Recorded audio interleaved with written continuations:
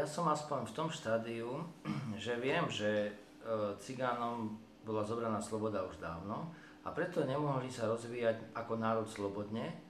A ako si mi raz povedal, že oni sú proste tam, majú tú chyžu osratú, že to tak hlúpo poviem. Áno.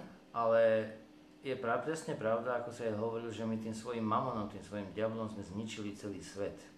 Kdežto tá osratá chyža sa spláchne dažďom a pohnojí to zem. Jaké je diablové klamstvo? Ja to hovorím, píšem to na Facebook, rozprávam sa s ľuďmi, ktorí sú ochotní to počuť a neuraziť sa. Ale ja to aj rozprávam takým spôsobom ľuďom, aby sa nemuseli uraziť a mohli sa len na tom zasmieť. A keď chcú, buď to príjmu, a keď nie, tak proste sa zasmejú, nepríjmu a idú ďalej a žijú si svoje. Ale položím tú otázku a kladiem im ho a pýtam sa ich, prečo hovoríte svojej múdrosť, keď je to hlúposť? Keď výsledkom tej vašej múdrosti sú samé negatíva až dokonca smrť. A nie len vaša, ale vášho okolia. A nie len vášho okolia, ale aj všetkého, čo proste v tomto okolí žije.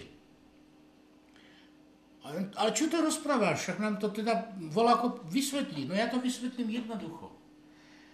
Ty mne a gáčovia mne tvrdíte, ja tým neobhajujem to, že máme mať osraté chatrče, že máme obsierať tam dobrovodský múry a že máme žiť v takých podmienkach, akých žijeme. Ak nám dovolíte, aby sme žili inak, my to veľmi rýchlo dokážeme spraviť až tak, že nám budete závidieť, tak ako sa to už teraz deje. Tí, čo išli do Anglicka robiť a zamestnali sa, umožnili im to tam ten anglický štát, tak sa vrátili sem spátky na Slovensko, postavili si také vily, také domy a jednoducho tak majú všetko zariadené, že gáčovia tam chodia nakúkať a keď idú okolo, tak si zapchávajú ústa a držia si sánku, aby im nepadla až dole na brucho. Takže my to vieme. A je možné, že sa práve tohoto boja tie majoritné spoločnosti. Tak vy nám tvrdíte, že my žijeme teda takýmto spôsobom a že proste znečistujeme to svoje okolie a sme proste v bordeli a sme nehygienickí. Áno.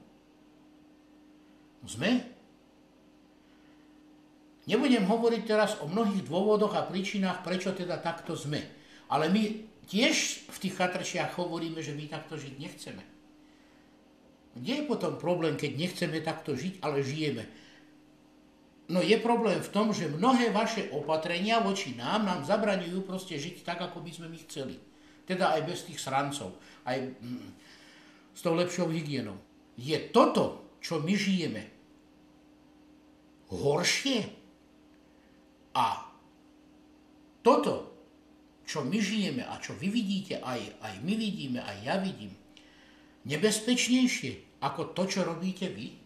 A poviem ti, že je to hlúposť, je to tvoje klamstvo, je to jeden veľký podvod a si väčší znečisťovateľ, väčší bordelár a väčší špinavec, než tí cigáni v tej cigánskej osade, ktorí tam chodia po členky v blate a hovnách. A obsierajú ten múr toho dobrovedského. A ti poviem prečo. Ty si myslíš, že si čistejší, že si slušnejší a lepší, keď si vytvoril podmienky, aby si mohol pracovať a mne zakázal mať túto možnosť a zaplatíš si smeti, ktoré príde a zoberie kontajner za veľké náklady a peniaze, ktoré je treba na voz, na šoféra, na taký podnik a zoberiete smeti, ktorých sú jedovaté látky všetkého druhu, ktoré aj ten cigáň má, ale nie až také, lebo on nemá na to, aby mal všelijaké oleje, aby mal všelijaké kyseliny, alebo ja neviem čo. Ten cigáň, keď má ten zemák, tak aj tú šupu zožere. Jeho odpad je len jeho hovno. Ale tvoj odpad sú jedovaté toxické látky, masné kyseliny, oleje a kadečo možné, konzervy, plechovky a všetok ten bordel, ktorý ty dáš do toho kontajnera.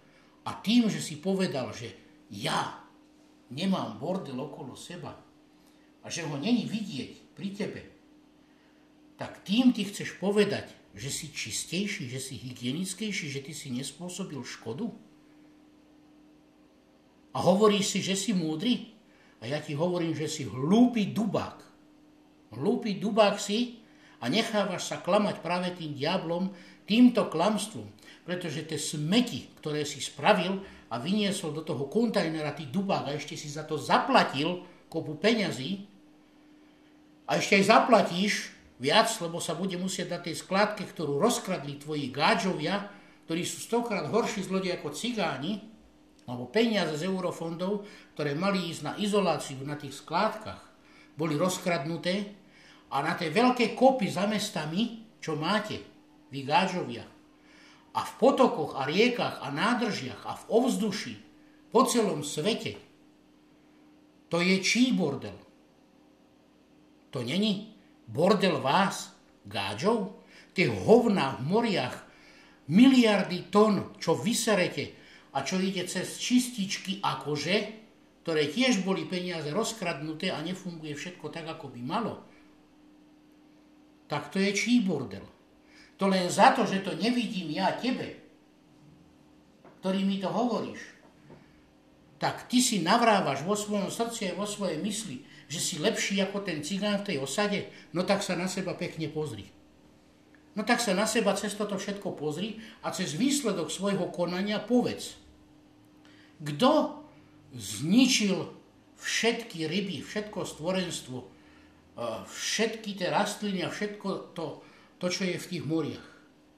Kto zničil tie ovzdušia, kto narúša túto ozón ako taký a vytvára tu ozónové diery a kto zanáša bordel už aj do kozmu?